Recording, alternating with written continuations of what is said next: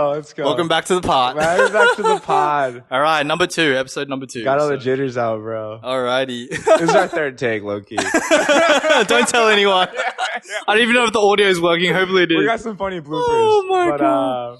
Alrighty. So this week's topic, we're just going to talk about where does this notion of doctor, lawyer, engineer come from? Okay. Like I watch a lot of, Jay Shetty. I don't know if you know Jay Shetty, but he's practicing. It's like, doctor, lawyer, failure. We kind of talked about for sure, yeah. week. So, let's unpack that. Where does that come from, in your opinion? Yeah, I mean, it's like you hear it everywhere. Like, be a doctor. Like, Is that your dad's voice? No, I think it's Eddie, you must be a doctor. Sarah already doctor. You must be lawyer. Okay. No, honestly, so like my sister is orthopedic surgeon. Yeah. Okay. So I always like, and I'm like, like whatever you want to call my career, right? It's like I used to work in finance, and then now I like run a small software business and like do this whole startup landscape kind of thing. You're the CFO, bro. Don't own that shit. Yo, CEO. Oh, CEO. Oh shit. Okay. But I thought it was only finance. Okay. Don't discredit it. Okay, my bad. But so like whenever my parents get like mad at my sister, I'm like, guys, like my sister did what you asked, bro. Yeah. She became the epitome of the ultimate doctor, bro. Orthopedic surgeon. Like, give her a break. And I think it's like, right, like, I mean, the classic. What are they getting mad at her for? Yeah. Are they getting mad at her? I don't know. There's anything like household chores these Okay. days, right? It's like, oh, like this is so messy, or like, okay. we just had she just had a baby, so it's like, like stuff about raising your child. Yeah. Okay. Like all career stuff, like she's checked the box with that, right? Or it's like health stuff, right? Like now that she's like accomplished the career stuff, it's like, hey, make sure you're like exercising and eating healthy. It's like, why weren't you like prioritizing this in the past? Yeah. Like, we're getting off topic, but like, I think the whole idea like of the whole be a doctor thing was just like, it's probably one of the most stable career jobs, right? Like, I think for some reason, like an Asian heritage or Asian culture is really prioritizes stability. And that might even like, you can probably like, not to riff back too deep in history, but like, right, the Great Revolution and stuff, my parents who grew up in that time where like, they were like, everything was about survival because they grew up poor. Yep. And so like, if you can just like achieve some kind of super stable job where you're getting paid like $300K every year for like the rest of your life, you fucking made it. Yeah. Plus the prestige. So the prestige is definitely a big part of it. Okay. But if you ask them directly, and my parents, like, why do you guys care? Why do you think I think being a doctor is so great? They'll be like, it's so stable, so high paying and so stable. Same with my dad. My dad's professor. Okay. Right? Yep. And he's a tenured professor. Yeah. That means he can't get fired, bro. Really? Like low-key. It's a life hack. Yeah, low-key. Okay. Like, low-key, like tenured professors just don't get fired. Yeah. Okay. Right? And he doesn't make as much as my sister does. Yeah. But it's so stable. Yeah. Okay. And so they love that, And there's totally benefits to being stable. I totally agree with that. Yeah. But then I'm always like going back to them. And I'm like, like being a doctor is not all glamorous, right? Like 8+ years of school, night shifts, especially in the New South Wales system, bro. Oh, I bet in Australia for sure. Yeah. I have some friends who are Australian doctors, and they get torched. How does your sister feel about that? Do you talk to her about it? Like, does she actually? She's actually she's pretty prideful about being a doctor. Okay. I've never really talked to her whether she like actually enjoys it or not. I think she does. Okay. But so the thing is, like my sister, like going from like as a kid was groomed in this path to be a doctor, right? She was groomed more so like than like the classic stereotypical Asian way, right? Whereas I had a lot more free form. Okay. Right. So she took science classes. Okay. Like she was encouraged to be a doctor. She was forced to do science class by parents, or a little bit. Okay. Like she was encouraged. Were they accelerated like AP? She did take AP sciences. Okay. She I don't know if they took like science Kumon or something. I don't think it exists. Okay. They got Kumon back in there. Oh, they got Kumon. Kumon was like, is it worldwide? Oh, for sure. Oh, shit. Yeah, okay. All right. We can bond over that universal Kumon trauma. Yeah. Everybody does Kumon. Okay. But like, she was encouraged from a very young age to become a doctor. Okay. And so like, do you feel like but it wasn't explicitly said, right? It was more kind of like, do you think that like your parents actually literally said to her, we want you to be a doctor? Or it was more like, it wasn't explicit as that. We want you to do these subjects in school because it could lead to X. It's more like, XYZ outcome. It's more like being a doctor is so great. Like if you were a doctor, like you could have XYZ. Like being a doctor was my dream. My dad always like, being a doctor is my dream. Yeah. Like you get so much stability. Like you get paid so well. Like, you save lives. You know what I mean? So it's like, you don't have to like say it explicitly for a child to understand that like this is like what my parents will like. I will gain validation and love if I do these things because my parents have implied that, right? So like, damn, you just said it from a year to age, like you start to get room for that, and she's getting conditioned by for sure. By your parents. And so it's funny because like she was pretty good at sciences, and like she probably does have a good brain for it, and she's a great doctor. Yeah. But it's always funny to think about like, would she, like if she wasn't groomed so explicitly, would she have chosen a different career path? What would the alternative have been? Yeah. Who knows? Have you ever spoken to her about it? Not really. No? Okay. Yeah. Has she ever expressed any kind of like, I want to do something? Did she have any kind of rebellion within like her teenage years, or was it always just like straight A, like, no. So she was definitely in a rebellious period. Okay. Like me and my sister both like are pretty social and outgoing, and like every social and outgoing kid in high school is going to be like kind of a vigilante at some point. Okay, yeah. Like that villain arc. no, for sure. Especially with like Asian parents, bro. Like Asian parents, yeah. like you need to do this X, Y, Z. We're like, oh, but like all these like white kids are fucking like skateboarding. Yes. They're serving, mom. I need a surfboard. Yeah. Oh, that's the Australian version. Yeah. And my version is more like, they're playing beer pong and like. Okay. Yeah, I see. Or stuff like that. So she was definitely like rebellious in that sense, but like in terms of like career path, like she never really thought. From my recollection, I never actually honestly had too many deep conversations with her about her career, but she never really thought too much about like is this the right career path for me? And you don't really think about that until you're like in college, at least from my experience. Yeah, okay. Like, even myself, like I wasn't groomed for science. My parents actually wanted me to do business from a young age. Yeah. But it was like lawyer, MBA, right? It was like implied I should get a JD or MBA. Yeah, okay. And like, so I was thinking I was going to be a lawyer in high school. And then when I got to college, I was like, okay, like being a lawyer kind of sucks. Like I'm going to be an investment banker and then go to get an MBA and become like a private equity. So like, how was that? Yeah. What do you mean? How was that? Being investment, like how are the hours? Like tell us about it. Well, we can talk about that later. Okay. Yeah. But like at the end of the day, it's like, right, like parents just want you to like be stable. Yeah, and have like a good career path. And like whether that was through science or through being an investment banker or being through a lawyer, they don't care that much. At least my parents didn't care that much. Yeah. But if it was something like Zuckerberg style, drop out of Facebook, become start Facebook, then drop out of Harvard, start Facebook, then that's like gonna cause some issues. Right? So they care, not to get too mathematical here, but like they care about the volatility of your career path. They don't necessarily care about the expected value. And you kind of know what that means? Not really. Tell us. Okay, so like explain it in layman terms. Okay, so like probability, right? Everything is a probability, right? Like, if a coin lands, it's just 50-50 chance of coin landing heads or tails. Okay. Right? So there's like a 50-50 chance, if you choose one career path, right? There's like a chance that 2008 happens and you lose a job and you're, underwater in your mortgage. Yeah. Or there's like a chance that you become an investment banker during the .com bubble and you hit it huge. Okay. Right. So the volatility, the different outcomes are extremely skewed. Okay. You can have really good outcomes or really bad outcomes. Yeah. Okay. And they go up and down all the time. Your career path just goes ups and down. Okay. Right. Like even in finance and investment banker, right? Your bonus is predicated on how the market performs. Okay. So if it's a good market year, you're making a lot of money. If it's bad, you're not making that much money. Okay. But as a doctor, your volatility is extremely low. Yeah. So you just cruise at the same level of income no matter what happens in the world. Right. And so I think what I'm saying is they really value that stability, low volatility. Yeah. Even if it was a finance job, they admired my finance job, my investment banking job, but they still always emphasize it's super risky. If the market drops or something, your job could be in jeopardy. Yeah. Which is true, right? You give the market today, right? Tech. Yeah. Everybody thought tech was a gold mine for job stability and pay back in 2021. And then now it's super hard to get a job and Microsoft's laying off employees and Facebook's laying off employees.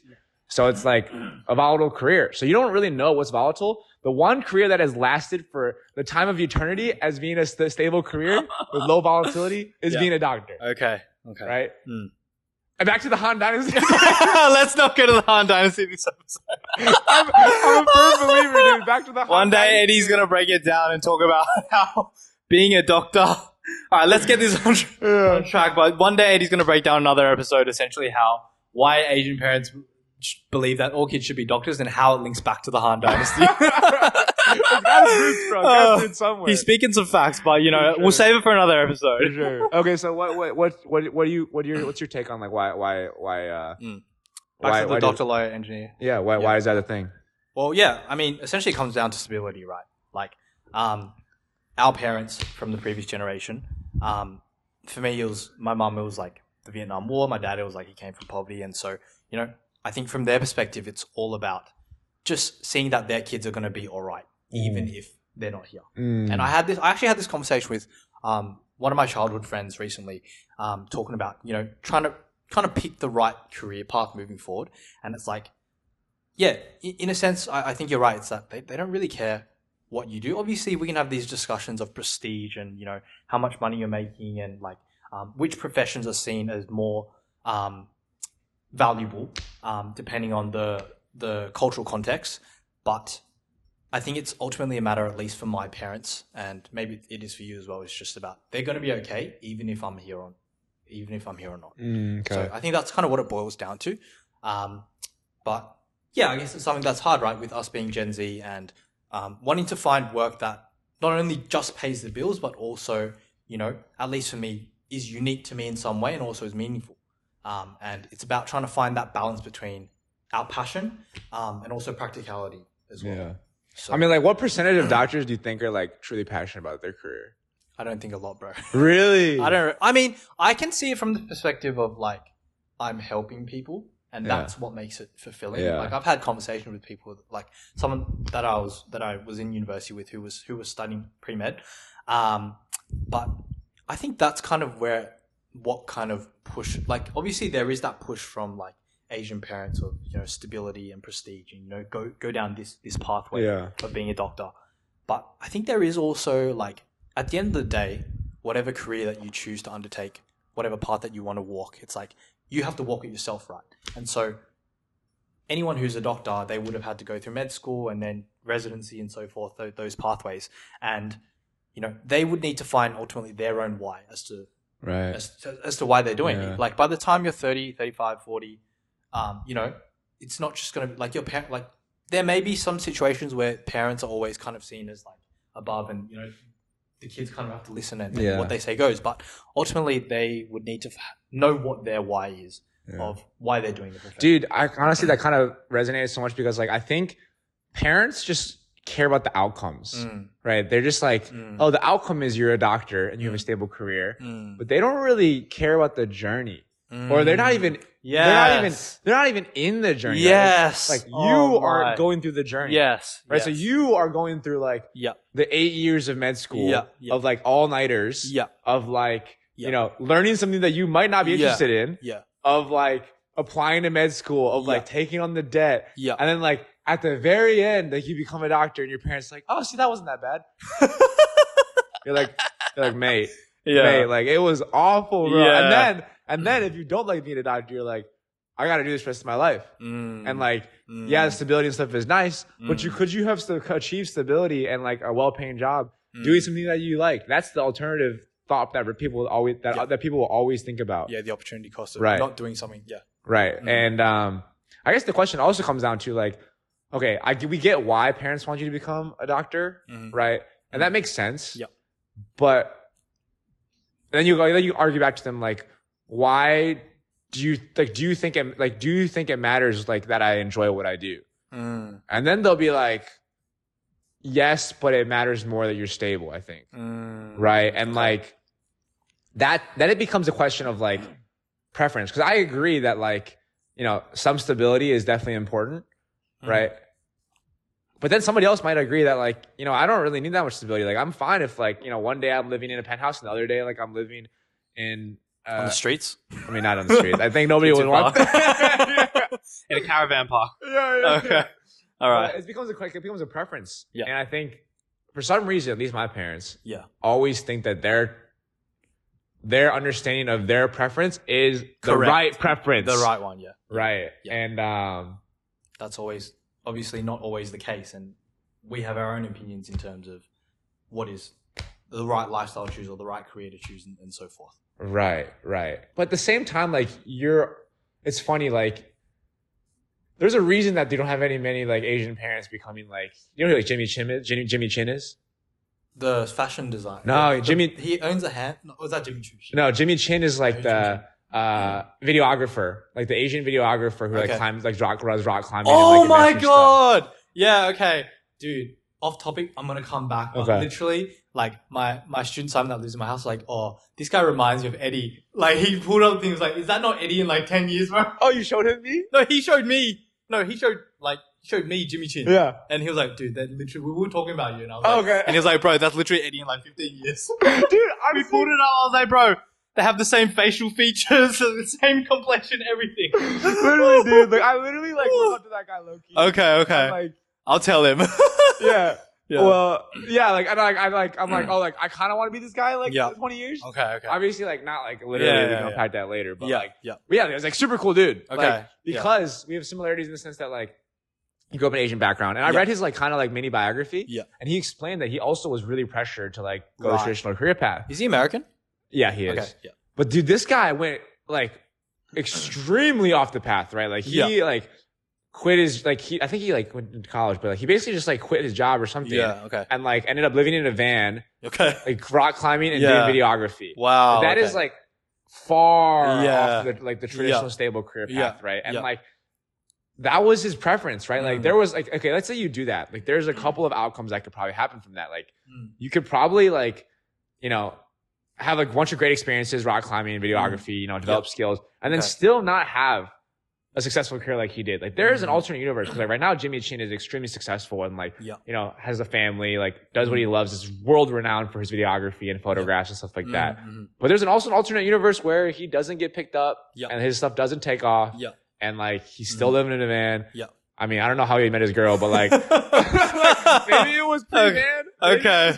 Okay. Maybe it was post-van. All right. You know, whatever. Yeah. So like there's a totally different universe. The career path he chose was extremely risky, right? But I always like to say, like, if I have a kid, as long as you're aware of the different outcomes that are possible, and you're okay with the worst case outcome, then you should be able to make a decision for yourself, right?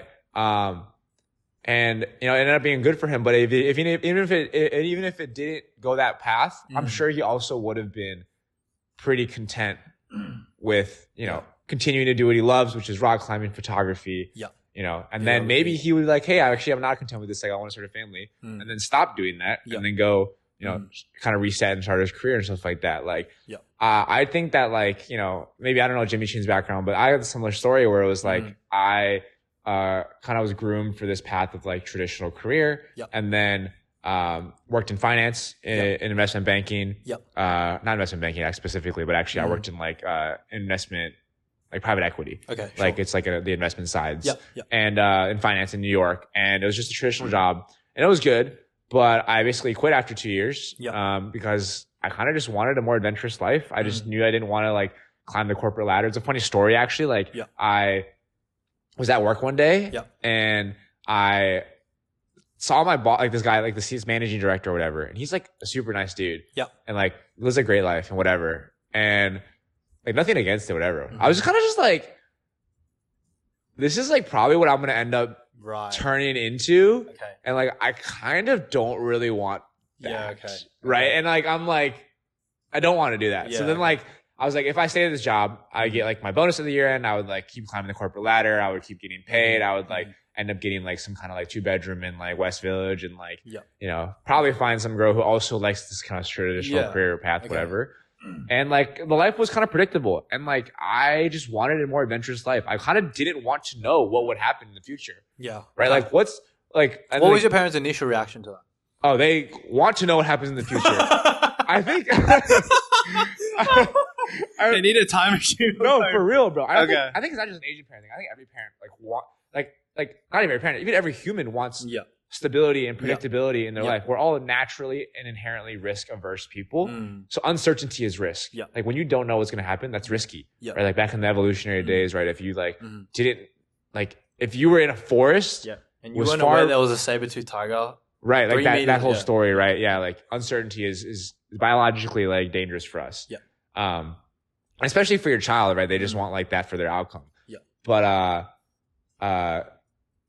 especially for them because they grew up in like the era of survival, which is like the whole like was it the Great Revolution stuff, right? Like they just grew up in an area where it was like uncertainty was bad, right? Like it could almost equal death. Yes. So it was like certainty is good, but like for me, like I grew up with such privilege, right? Like my parents were able to give me privilege by moving to the U.S., having that tenured professor job, like making a stable income, and I grew up in the middle class where like the worst case scenario is that like, you know, if I don't end up getting another job or I don't, make it in my like, you know, entrepreneurial endeavors or pursuits, like I could go back home and live. I could go study for another degree and then build more skills to the point where like somebody has to hire me. Like I'm like fucking so like good at this one thing, computer science, like whatever, that like, you know, somebody has to hire me. And like I was just confident that like they've groomed me to the point where like, I was so well versed in like,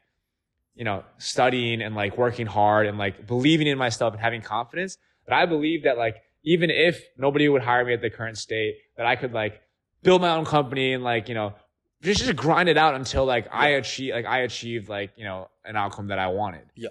So I felt that like I was, you know, confident no matter which way the dice rolled in choosing to quit my job. If it ended up working out really well, that'd be amazing. If it ended up, you know, things not working out, running out of money, like I gotta go home and move, like live in my, you know, you can always restart. House. I could restart. Yeah. And then I still believe in myself, right? Like I just believe that no matter how low I felt, like I would always come back up. Yeah. And that's credit to my parents for training me that way. Yeah. They the one who gave me that self-belief. Right.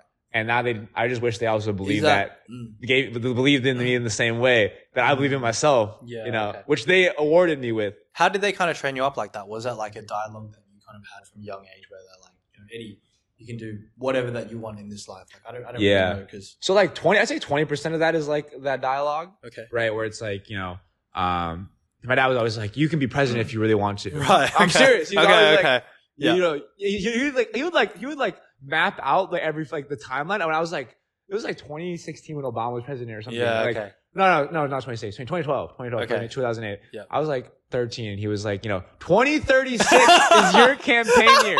That's the youngest you can be the president, age 42. Yeah. You still have time to be the first Asian American president. I was like, yeah, that's confidence. That's insane. You know? Okay. But I said 20% dialogue because the other 80% is like my mom would get me involved in like a bunch of different things, like sports, chess, like, you know, reading, like, you know, like for example, like the spelling bee. Oh, like, dude, what? Nothing. Me and my sister also were like the only fucking two siblings in primary school that represented at the spelling bee. Y'all killed the spelling bee? Yeah, bro, that was our shit, man. Wait, how Nah, not that good. It was just no, relax. It's just like just one above like zone level or something. But anyways, you keep going with for sure. I mean, like, you probably saw the spelling bee story. But like it's like when the spelling bee came out in 4th grade. Yeah, I came back and there was like my mom was like, I was like, there's a spelling bee thing going on. And I was like, okay, like do you have like the word sheet? Yeah. So then like every single night, I'm serious, she would lay on the couch. This is only migrants shit. Like literally the same thing, bro. We would go drive, like we're going to dinner and mom's got the whole list like in the front seat. She's like, okay, spell asylum, spell like, really? Yes, I'm not joking, bro. Dude, you gotta wait. Like, why did your mom get so into spelling bee? Well, I don't know, because they put us in tutoring from like young, and obviously like that was like spelling bee was, I don't know if it was compulsory or not, but it was just something that like was organized at school, and there was like one that was for the infants and one for primary. Like I think it's K to 2 to 4 and then 4 to 6, and essentially like I just somehow like was the one for 4 to 6. My sister was the one first for 2 to 4. Okay. And essentially like 1 year or maybe 2 times where we were both the representatives. Oh. And it was like unheard of, bro. Unheard of. For your mom, bro. That's flex for your yeah, like there was already not a lot of Asian kids in both of our years, and like it was just like 2 of them. They're like, and they're both siblings, and they're representing, you know. And so, flex, bro. Do you guys win the whole school thing? Nah, bro. No, like the school one, but not like. Y'all won the school one. Yeah, it's like there were 2 representatives for school. Yeah. The district one you lost. Yeah. Like the zone. I usually get tapped out of the district. Yeah, I got tapped out. Like, is it because they started using words that like you don't know? Like you can't random ones with like silent letters. I don't know. Like I'm not even sure. My mom swears that she went through every like the word like every single one. Really? No, they started using words that weren't on the list. Yeah, possibly. That's when they started getting you. That's when I started dropping out too. That's when the whole like rote memorization kind of fails you, and you have to start to like be able to like intuitively spell words that you haven't seen before. Yeah, that's it. Right, based on definition and like sound and stuff like that. Yeah. And like Greek or like Latin or Roman heritage. Yeah. Honestly, I was like during the district. What is the etymology of that? Can you repeat the word? Please put it in a sentence for me. Like I'm on stage, like I have no idea. I haven't even heard of this word before in my life. I'm sitting there like pretending like, could you please put it in a sentence? And they're like, da da da da da da da da. I'm like, what is the background of the word? Oh, it is Greek in origin, back to the 16th century. And I'm sitting there like trying to pretend like I actually know like kind of how to spell the word. And I'm like, give it a crack. I'm like, beep. See? Is there silent P? Is there silent P? Is there silent P? P. Until next year, bro. Sorry, I'm just gonna say it on camera. I'm gonna try to not be embarrassed about it. I came 11th one of the years, and I got out on the word rain, like to rain, like REIGN, and I thought it was like TERRAIN. No, REIGN. REI. Like to rain. Yeah, like a king like to reign. My rain. Yeah, exactly. Okay. And I just full. Did you think it was RA? Did you think it was? Dude, I thought it was from the sky, bro. I didn't like. I should have. I was so nervous. I should have asked like them for a sentence. For a sentence, I know, but I was just like, and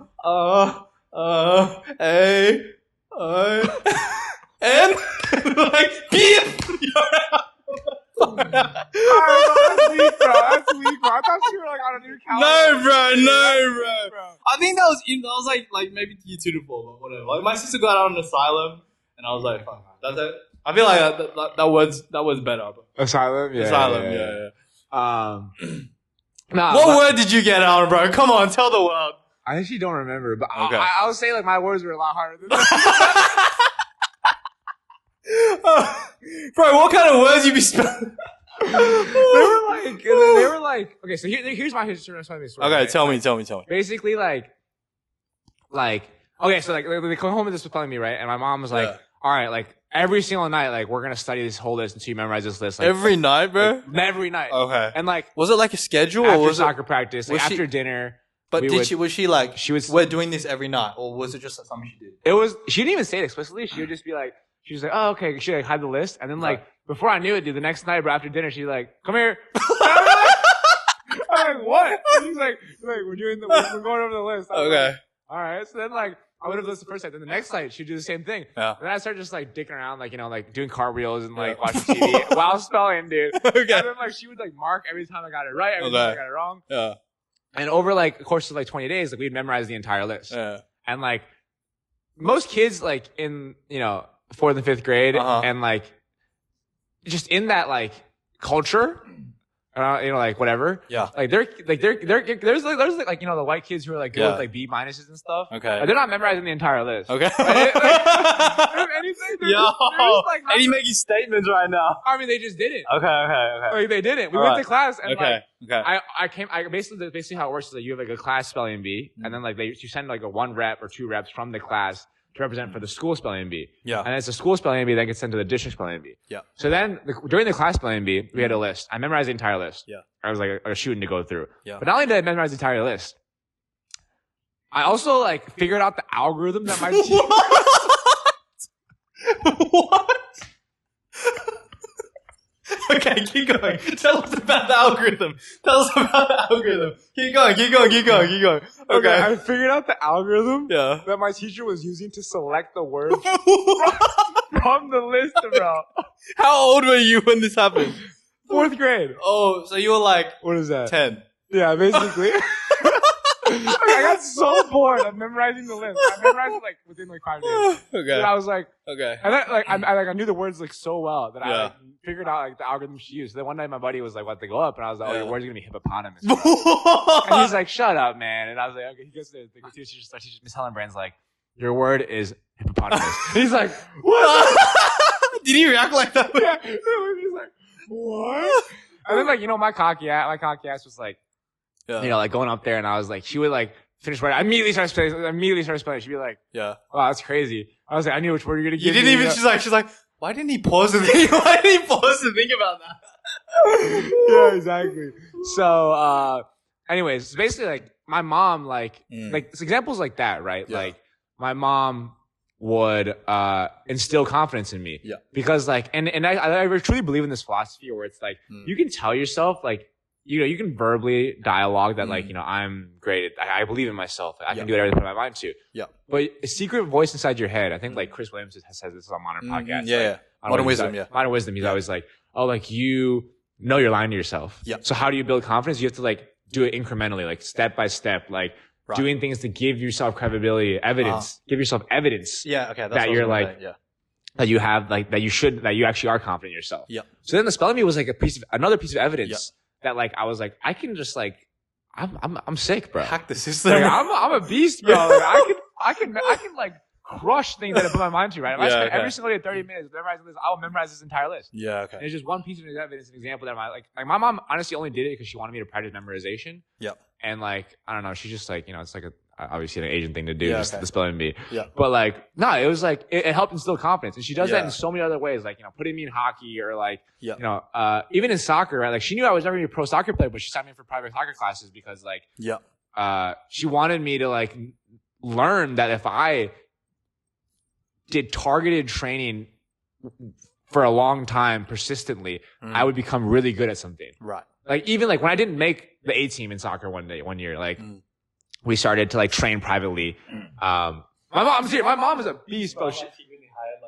Well, not only did she hire a coach, but before she hired a coach, she would come to the soccer field with me and start doing drills with me.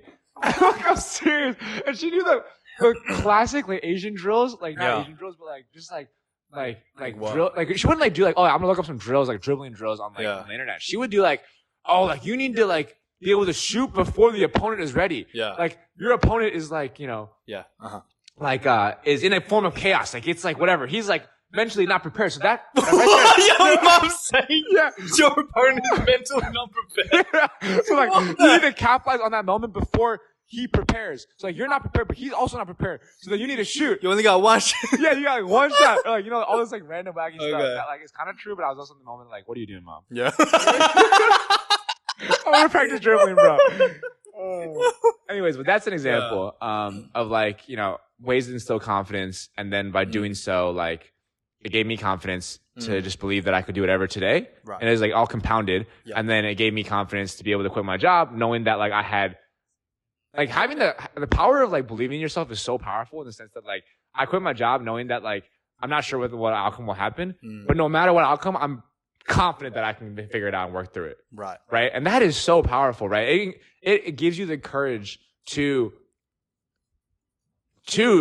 take action, to do anything, like to take risk. Because if you don't believe that you can get out of any kind of mess, then you won't take that risk. So then you'll live a more stable life. Right. And stuff like that. Taking less risks. And like, the truth is like parents who grew up during that hard time, like your parents and my parents, like they had systemic risks in their system that they couldn't actually just like, they even no matter how hard they tried, like you're not going to beat, like, you're not, you got a one man army, bro. You're not Superman. Like, all right. No matter how hard you work, like there's some things that you couldn't get out of. Okay. So it was like, to them, it's like, this unheralding, like this undeterred confidence that you have is like somewhat delusional, right? Right. But to me, it's like I live in a different time, so it's like just a sense of like always different circumstances and like perspective when you grow up. Yeah. With kind of bringing it back, like I just wanted to kind of tangent a little bit. Like when you were in primary school and you were kind of excelling, and feeling like you were having that confidence instilled into you from your mum, and also through evidence of you achieving through the spelling bee and other things. Was there ever a sense of like, it not being cool to be that, like to be the smart kid? Or like, what did you feel like a sense of like classroom politics already at that age of like, because for me, it was like, I kind of excelled in primary school. But that kind of stopped as soon as I hit high school. I was kind of just like I was in a gifted and talented class for year 7 and 8 within my first high school, but it was something where I was like, as soon as I joined that class, I was like, I'm actually average here. But in primary school, like I definitely was like at the top of the cohort because of the tutoring, the extra tutoring that my parents put me into. But I felt like it was something where I felt kind of like it wasn't actually cool to be the kid that's kind of at the top for every subject. I don't know. What are your thoughts on that? I mean, like, it's funny. Like, actually, now that I think about it, like, I was like in 4th and 5th grade, even in like high school or middle school, a little less so in high school. Like, it was like a flex to be smart. Okay. Yeah, like to like do well and stuff. Like, wouldn't this high school? Less so in high school, but still a little bit. Let's break that down, just because obviously in America, like our high school is year 7 to 12. It's just the whole thing. But have middle school. We have middle school 7 to 9. High school's no, middle school 6 to 8. 6 to 8. Yeah. What? And then K through 5 is elementary what? school. Yeah. Oh, ours is K to 6. Oh, really? Yeah. Okay.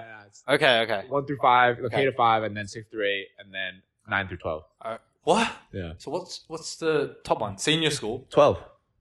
Huh? 9 through 12 is high school. Oh, okay. Yeah. Right. Okay. Yeah. Keep going. So what was I talking about? Oh yeah, like when I was in elementary school, like for example, like I think like I was a flex in the sense that like like when I was like winning the spelling bee, like everybody was watching me and they're like, oh, this kid's so smart, like he's good at something, right? Like being good at anything is like a flexing kind of in any time of your life. But in terms of like social like hierarchies when you're in like elementary and high school, being smart isn't the only thing that will get you like up there, right? I was also like relatively popular because I was also athletic, right? Okay, and because I was also outgoing, and like kind of goofy and charismatic and stuff like that, and like, so if I didn't have those traits, I think you would be classified as what you call like the nerdy kid. I feel you. I definitely resonate with that. Like for me, in primary school, like I felt like I was definitely towards the top end academically, but because I didn't really excel athletically, it was something where I was like, it's actually not cool to just be smart academically on its own. Yeah. I feel like because you had that combination of, being outgoing and also being athletic as well. Mm-hmm. Maybe that kind of instilled more confidence in you. More confidence in you. From that perspective, you mean? Yeah. I think, honestly, I feel like it did. Yeah. I feel like it did. Like being able to like be a jack of all trades, kind of be good at everything. It's like, I can really go out and achieve regardless of what domain or what realm it's in. That's actually a great point. Like I didn't think about that. Like in terms of like my confidence, because for example, if I was only confident in my ability to do well in school and like my career, then maybe I like wouldn't. Yeah. Because like I'm like, what if my career ends up being something involving my body? Yeah. Or like involving like social, networking or whatever. Yeah, exactly. Yeah. That's kind of like what nightclubs or something. Yeah. Like, I'm like, I can't do that. Like, I didn't have any evidence of that in the past. Right. But the fact that I did do it all growing up, like, it's like, maybe it is even more evidence that I believe in myself. Yeah. I kind of had that within me because it was like, at least in primary school, I only really excelled academically. Mm-hmm. I played soccer and softball and a couple other sports, like ones that you had to kind of try out for, but it was like, I was pretty average athletically. And so I felt like maybe from a young age, I kind of like developed this kind of black and white mindset of like, I definitely felt in primary schools, like because I'm only excelling academically, it's not cool. Yeah. And I was like kind of looked down upon by other kids. It's like, you're trying too hard to like be the best at math. Like we used to have this thing called mathletics, mathletics. Yeah. And then there was all the levels. You had to try and get like as many, like there was 1, 2, 3, 4, 5, just go as quickly as you can. Yeah. Like that was my thing, bro. I was like, dude, I'm like the fastest. Yeah. But, unless you're kind of have a bit of everything, it's a bit like other kids look down and they're like, why are you trying so hard, bro? Yeah. You know what I mean? Yeah, a little bit. Yeah, I feel that. Yeah. And then like, like I guess like I always felt like when you were younger, people didn't judge as much. But as you got to high school, it was like, like when you were younger, like being smart, like people still like even if you were like, people wouldn't really care that much. But in high school, it's like, oh, like you're going to start getting classified into buckets. Yes. And it's like, yeah, exactly. So, no, there was definitely a lot of high school politics. I even felt that politics, like, even from primary school. I would say from, like, year 4, it was, like, something where I kind of had a little bit more consciousness of, like, okay, like, I'm actually thinking of, like, how other people think of me because of, I'm not as good at soccer, but I'm good at math. And just, like, that perception of how other people are viewing you. Goes back to the comparisons, bro. Yeah. He's good at soccer, but I'm good at math. Yeah. It's like, it balances out. It's like, bro, it doesn't make any sense. Yeah. It's illogical. Yeah. But, I think, like, kind of going back to, like, this conversation of, like, choosing which career path to choose, and it all comes back to, like, it goes from, like, your mom wants you to be stable. You want to choose like a more adventurous path. Yep. Because you believe in yourself, so that you're like that's like your hedge. That's like the way that you're comfortable with taking a more adventurous path. Parents don't understand that. Even though it's funny, it's ironic. Parents don't understand that. They actually don't believe in you in the same way that you believe in yourself. Right. Even though they're the ones who instilled that belief in yourself. Right. You know what I mean? Maybe unintentionally. Yeah. Everything we just talked about. Like, this is for your. So, getting you involved. Yeah.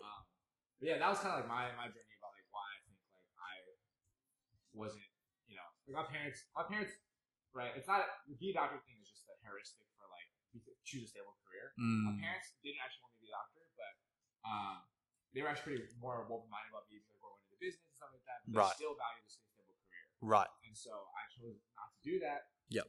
Because I wanted to live a more adventurous life and just explore a little bit more and just take more risks. Right. And whether that's right or wrong, it's something I'll pack even further. But do they view your current job running Raffle-Link as unstable, or like what are their thoughts on it? Okay. Definitely, like it's like Raffle-Link is a small software business. Yeah. It does sub 1 million in like revenue. Yeah. So it's a small business. It's like it's risky. Yeah. Were you making a lot more money in terms of when you're working that 1 year in New York in finance compared to now? I work in finance. Okay. Right. It's just a more stable job and it's well high paying, but like oh my god, so many more cons too, right? Yeah. 9 to 9. Work hours 9 to 9. Like, tedious work that like and stuff like that also didn't really matter, and then like deadlines to sign, like bureaucracy, like deadlines, like something about your boss that don't really make any sense. Like, no say, you're just another clog in the machine. Right. Like, and then just the corporate ladder, it's just like boring, right? So, what are we talking about again? Just your parents' opinion on you working Raffle-Link right now. So like they don't like I'll say all this stuff and they'll actually get it. Like, my parents are actually more open-minded than you would expect. Yeah. They'll get it, but they'll still be like, but it's worth it. Like, the stability is worth it. Right. They're like, we had boring jobs. Like, yeah. You don't think that, I wanted to, we just thought it was worth it. Yeah. And like to me, it's like not necessarily worth it. Yeah. So that's kind of how like I ended up not doing it, and my parents ended up not being super happy. So it's kind of like created some rift in terms of like career over the past couple of years. Yep. And I always like to say like it's really just gonna end up like I think like it's all gonna end up being fine. Yeah. And I'm like, of course. Like there's no reason to like have all this like wasted years of like fighting, wasted energy about like what it ends up actually just being a preference. Right. Right. Because we've determined like that like, but not we've determined, but like we've just discussed, right? Like, path, like I think it's it's not like it's a wrong or right decision, because I think like it's just a riskier decision. Then it becomes a preference. Like it's like, okay, it's riskier. So there could be better outcomes, there could be worse outcomes. So then like, what's right or wrong? Risky or not or stable?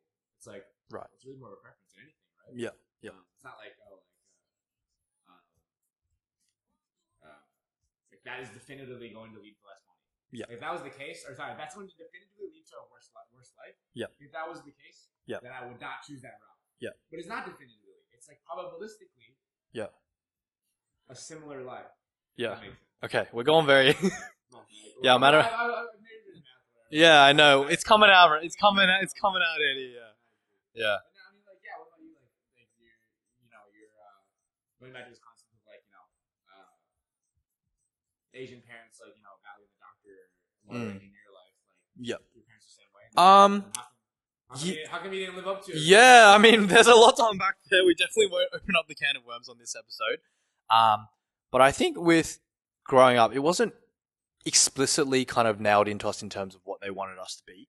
But mine would be more, I wouldn't really, mine's not really lawyer, doctor, engineer. It's more like lawyer, doctor, like management consultant, like Big Four, as I was kind of discussing with you earlier. My sister took that route. She studied law. She's just graduated and she's working in international law, and she's going to be admitted soon to the board to be a lawyer officially. But I guess it's one of those things where it's like, it stems back to that rebellion that I had from, my parents separating from when I was young, and kind of, I think I always kind of saw, like, we'll bring it back, but essentially my dad had this like polite group of friends, and they're like all like immigrants, and like all their kids from this group, doctors, lawyers, engineers, like literally just that kind of quintessential immigrant parent kid. And so it was something where I felt like there was like a level of like me wanting to be different and me wanting to not walk that path. And it was like a lot of my cousins that I have on my dad's side, like they all follow that path. And there's nothing wrong with the 9 to 5, and there's nothing wrong with being, you know, an auditor at KPMG or PwC or the like.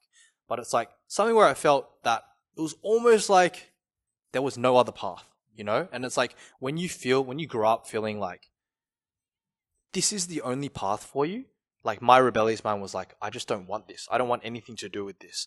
And I want to do something different. And so that kind of manifested in, you know, me starting my party photography business when I was in high school, and, you know, doing different things, I guess, in this kind of podcast that we're doing now. But it's like something where I felt like I always had that creative drive within me, but it was something where I kind of, after I finished high school, I just kind of like put it away for a bit. I felt like it was silence in a way, and not in anything that they said explicitly, but more like implicitly through conversations that we've had in terms of like what I should be doing. You know, I've always kind of had it nailed down, like, you know, like, oh, like Big Four, like, you know, all the Big Four, KPMG, EY. It's like my dad used to work at EY, and, you know, he's been an accountant for his entire life. And it's like, I don't know, there was always this dialogue of that is the only way to live life. And I kind of just disagreed with that fundamentally. And because my parents weren't together from a young age, you know, I was able to kind of rebel and be like, this is not what I want for myself. And it was something where I think I wanted to always forge that path for me. Like maybe some people are okay with kind of just going through with the motions of working 9 to 5 and whether it be as a lawyer or an investment banker or whatever profession that may be. But I don't know, there's just something deep inside my soul that kind of wants me to find what I truly love and do something that I'm so passionate about and kind of monetize that and turn that into my profession. Yeah, but you were just saying that like the reason as a kid, like, you think the reason that like you didn't want to pursue bachelor engineer, DLE, yeah, yeah, is because it was like pushed on you. It was kind of pushed on me, yeah, right, yeah. And now you're saying like you want to find something that's actually you don't want that because you want something you're passionate about. Yeah. Right. So is it like are they both true at the same time? Like it's like you didn't want to do those because they were like pushed on you, but at the same time you also want to find something that's passionate. Yeah, like, both. Was it the first one first, and then it was like, oh, actually, then I'm gonna look for something passionate. Because you could have just picked something else that's not DLE. Yeah. You could have been like, oh, okay, I'm gonna become like what is it, like, I don't know, like some other normal job, like marketing. Yeah. Okay. Marketing or something. I think subconsciously it's one of those things where you want validation from your parents, right? It's like no matter how much you try to trick yourself, like I know in my heart that I care about what my parents think about me and what I do for a career and what I'm doing in life. And so it's something where I guess that's kind of why I've been in this limbo for a while, trying to find what I really want to do, because it's like I've always wanted to be an entrepreneur. You know, I ran my own business when I was in high school, and it's something where I wanted to, like, I just kind of hated the notion of a 9 to 5, but it's like I also care about their approval, and I care what that they approve of what I'm doing. And so yeah, it's something where I think it was definitely the first one of like not wanting to be in tutoring and not wanting to be in Chinese school and just rebelling and just being like, no, I don't want to do anything that you tell me to do. And then after it was like, okay, like I'm very lucky and I'm so privileged to be born in a generation where I was born here in Australia, and, you know, I have access to education and, you know, I've had all these things, all these privileges that my parents didn't. But it's like from there, I want to do something that, you know, is kind of like, it's like I'm not looking for a career, I'm looking for a calling. And so, yeah, I guess that's kind of what I'm hoping this podcast is going to turn into, but it's something that, you know, we're just kind of taking episode by episode. Yeah. And just going from there. Yeah. So how do you think about like balancing, like, you know, are you like, you know, calling and passion over everything, or is it like some realism as well? Like, yeah, obviously, like there needs to be a level of practicality. Obviously, one of our friends, Monica, when we're having that chat, it was like, you know, if you don't really know what your passion is yet, think about what your skills are. Yeah. Like start there and kind of move forward.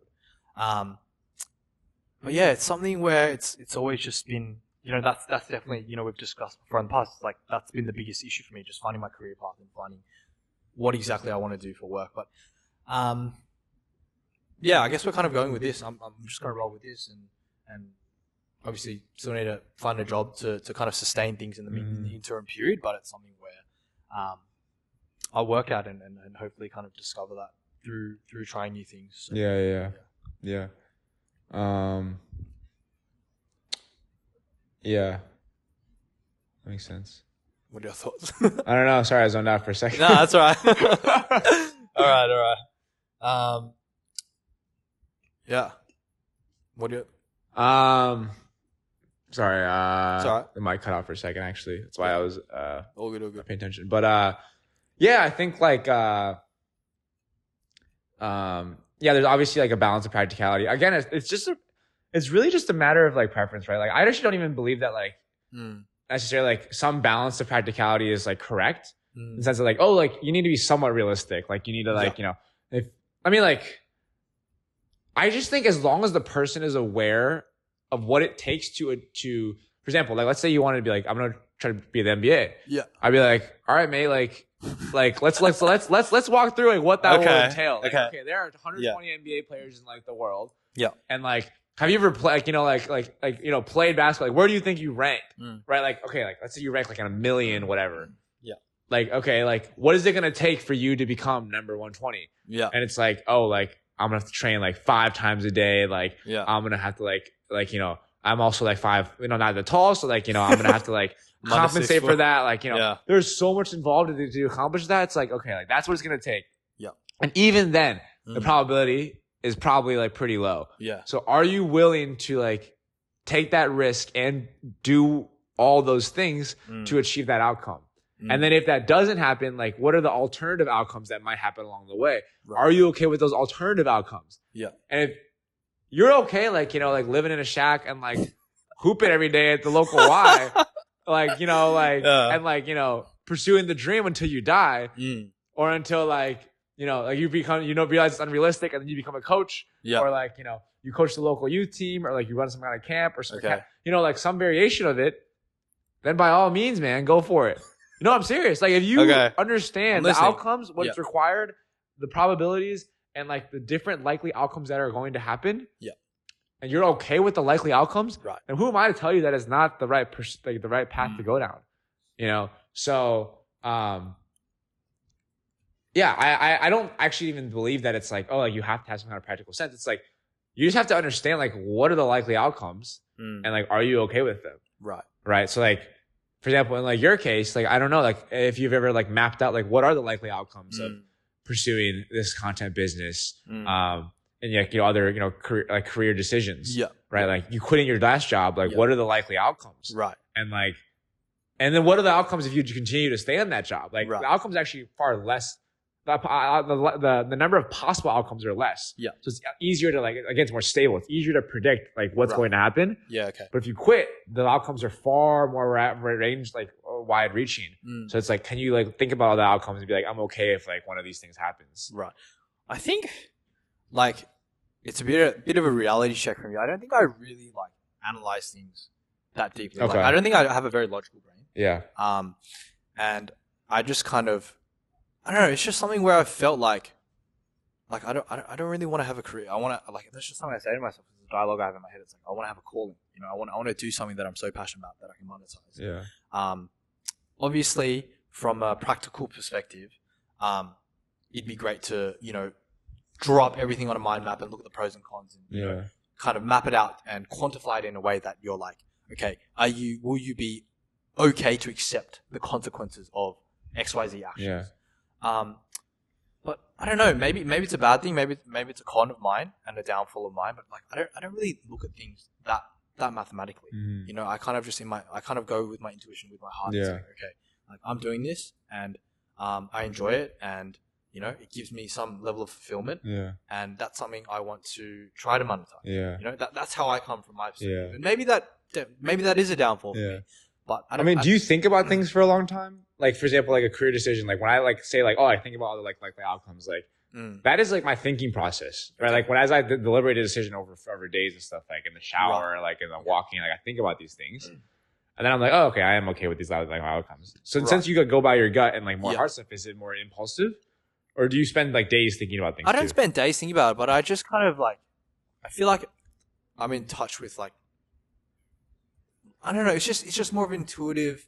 Like I feel that this is the right decision, and maybe that you're like from a mathematical perspective, you're like, okay, like there's no logic in that. Like, you know, you're putting yourself at risk. You just quit your job, and you know, right now you're unemployed, blah blah blah, and you're working on this content thing. But it's just something that's like in my heart, and I was like, you know, like I don't want to work this job anymore. I feel like I'm going through the motions, and you know, it's like I'm kind of sleepwalking. It's like I feel like I'm wasting my life essentially. Yeah. And so it was more of a gut feeling of, okay, like I don't know what the plan is yet, but I know that there needs to be a circuit breaker in there. It's like if I don't do something, then I'm just going to continue to be there for the rest of my life and just continue to do work a job that's not ideal for me. Yeah. And so like. Yeah, maybe it is a con of mine, but it's something where I feel like I operate on a lot of just my intuition and what I feel in my heart is the right kind of move for me. Yeah.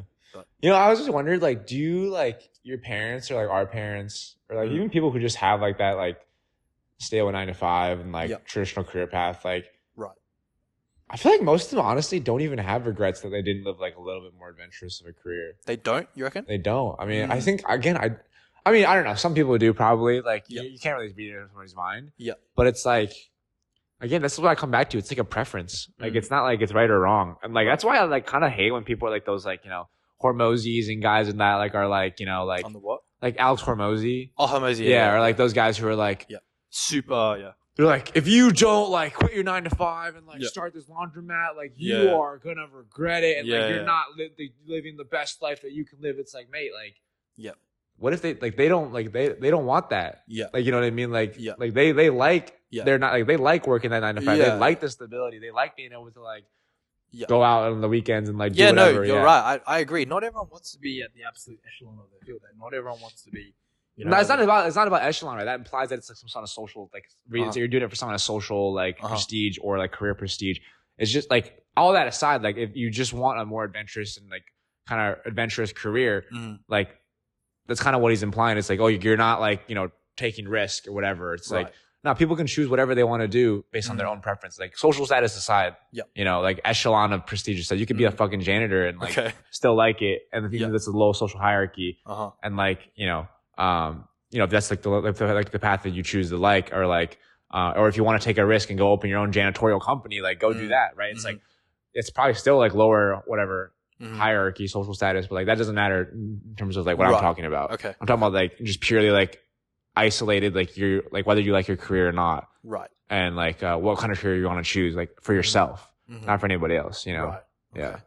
But do you think it's like down to a matter of like they're from, you know, with our parents being from the generation above us, it's like maybe leisure is something that they just don't have they just really haven't had the opportunity to enjoy, or is it they just don't like leisure's not important?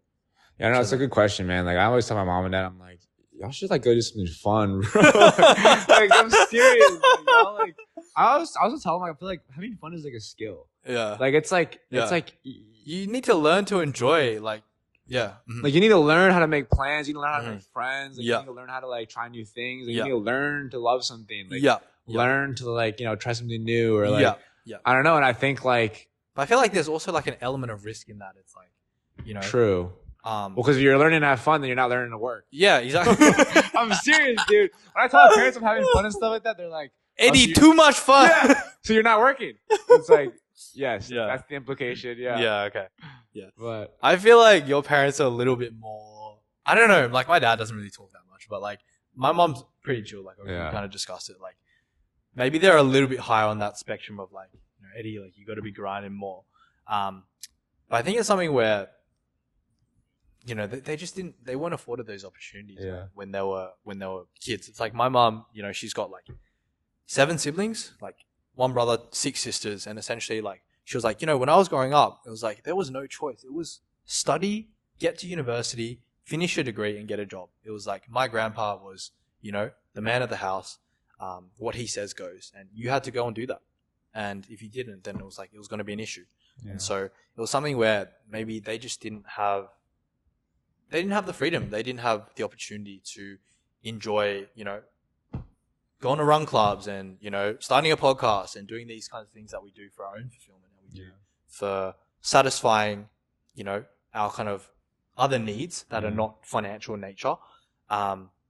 And so, maybe they just don't need them. I don't really know. I mean, their issue isn't necessarily like you having fun. It's just like you can have fun. Like when I worked my 9 to 5, not 9 to 5, but I worked in finance, like they didn't mind me having fun because they knew that I had a job. Yeah. They knew the money was coming in. It'd be coming in for a long time. And and if I had spare time, I should go, have fun. Oh, did it die? Yeah, it died. Okay. Yeah. What are we at? I think we're at like almost an hour. Alrighty. All right, we're back. We're back. So the camera died. Lost about 8 minutes of footage, but we'll figure it out. It's a work in progress. It's a work in progress. Get better every week. Yeah. Anyways, what were we talking about?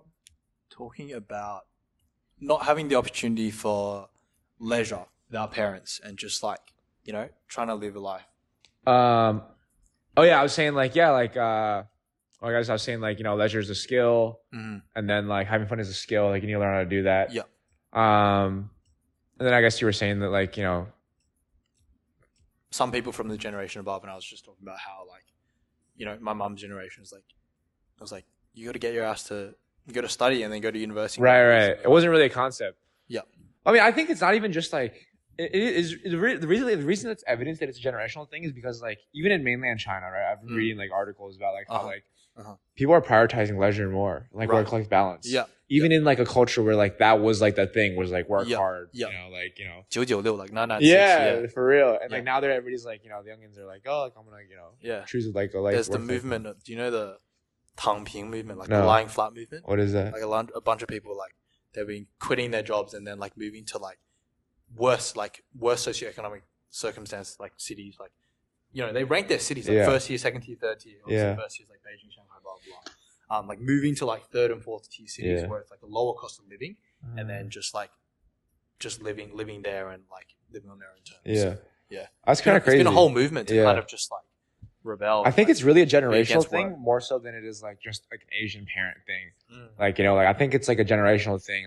I think more so for the Asian culture. Right. Maybe because there was so much trauma from that the era that our parents grew up in. Yeah. That that's the generation gap is they had trauma at that time and then now everything is good. So it's there's a huge difference and discrepancy. Whereas I think for the white background and culture, it's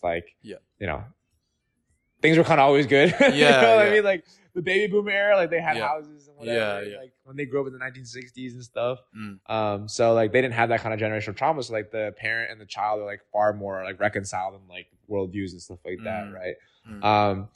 But then it raises an interesting question where it's okay, given our perspective, when we have kids and stuff like that,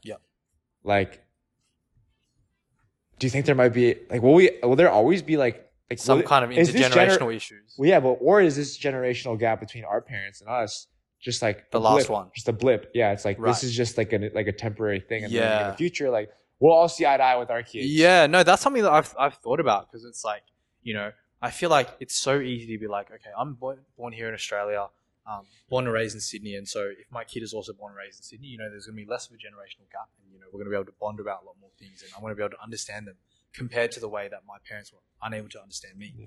But I still feel there's some kind of blindness. Even if you try to be as aware as you can, there's just going to be some things that you can't predict and you can't possibly know about your kid. And there may be ways which they want you to understand them, which it's hard for you to see when you're the parent in those shoes. Yeah. But I guess it's something that you can only really know with experience. Yeah. And so, yeah. Yeah, I mean, kind of just going full circle, back to the question of is your parent right, or is the Asian motto be a doctor? Is that is that right? Yep. I think it's right. It depends. It depends. It's maybe it's a preference right from their perspective, from the angle of they want stability for you. Yeah. But obviously that's not necessarily what everyone wants of our generation in terms it's circumstantial, right? It depends. Stability is important. once you've achieved that, then what? It's like, can you like trade off some stability for like more adventure? Can you like, you know, it's much more nuanced, I think, than a lot of like parents make it out to be. And I feel like it's a constant struggle for a lot of our generation. Not only just me and you, but a lot of people have this issue. And I think like it's easy to just like acquiesce to your parents' demands. And sometimes I do. Like sometimes the decisions that I make, like subconsciously, I'm like, okay, like I realize, like in retrospect, and I'll make them because like I'll be like, wait, I just made that decision because like it was just like would avoid conflict and like make my parents happy. Right. But that will like always mean that you're not making decisions solely for yourself. So then you're like, I don't like to say manipulated, but like you're influenced. By your parents, like always. Yeah, for sure. And it's hard to live an autonomous life when that's the case. So I feel like, at least for me, I try to like live very autonomously, so I don't have any regrets. I know like this is the life that I chose, and like if it's life that you chose, that you won't have any regrets. It's like you can't blame anybody else. If you choose to live the life that your parents chose, then like that's for also you, your no, I mean it is your decision at the end of the day, but then you can just it'll create resentment if it wasn't the life that you wanted later in the life. Later it's like my parents would do this, and like, you know, I regret like not choosing to live my own way. And it's always hard because like I wish my parents understood that, but also like whenever I say that, they're always like, oh, but like if you had a child like and they were about to make a horrendous decision that you thought was a horrendous decision, would you let them make it? And I was like, it's a good point. Okay. Because to them it's like a horrendous decision. Okay. Right. Yeah. And I'm always like, like when I'm an adult, like I'll be convinced. Like I'm a very like logical person. Like my child can convince me. And it's like my parents probably think the same. They're like, I'm a logical person too. Like you can convince me, but you didn't convince me. Right. And so it's like, is this gonna happen to me and my kid in the future? And like, how would I handle it? But you know, you just gotta deal with it once you get there, bro. I guess so. I guess so. All right, should we wrap it up? Yeah, we'll wrap it up. All right, cool. Okay. Thanks for tuning in to the second episode of Late Night Hot Pot. Me and Eddie. Obviously, our other co-host is not here yet, but you will meet her very soon. Thanks for watching. There we go. Alrighty. Peace, guys.